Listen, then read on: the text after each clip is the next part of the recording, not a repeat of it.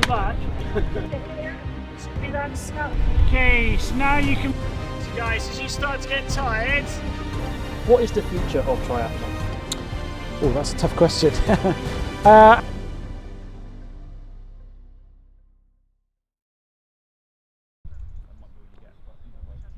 My name is Richard Smith, R-I-C-H-A-R-D, S-M-I-T-H, and I'm one of the British triathlon coaches with the South West Triathlon Academy.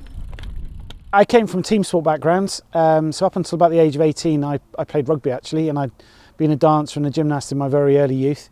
Unfortunately I had a very serious neck injury. I broke my neck playing rugby. So when I was going through university I got involved in disability sport, and one of the blind athletes that I work with, who's a blind swimmer, Paralympic swimmer, we set up a development project with British Triathlon to pilot what is now very successful para-tri. So Tim Reddish, who's the blind swimmer, was the first visually impaired athlete to take part in triathlon formally in the UK. And we gradually grew that part of British Triathlon's involvement. He went on to win the first World Championships, and I just got hooked on the sport and I got into racing. But also my whole background is as a sports scientist and as coach.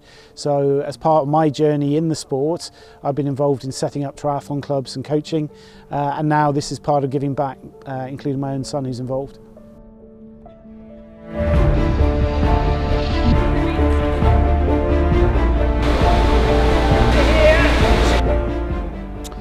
I mean, my son got involved because he's just around stuff I did. I've never pushed him into the sport. I always wanted my children to be able to be good at movement. So both my sons got involved in gymnastics. My youngest son, who's now involved in triathlon, got involved in parkour as well. And I always wanted them to swim because that was something I never did as a child. I taught myself how to swim in my early 20s and got involved in coaching, and then had to become good at swimming to guide a blind Paralympian.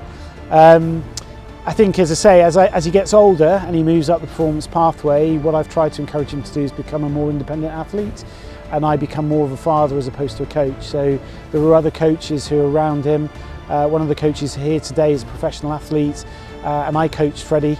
He's now coaching my son and mentoring my son. So it's not distancing myself, it's just building that relationship and allowing him to become an adult athlete with his own independence and his own understanding of the sport.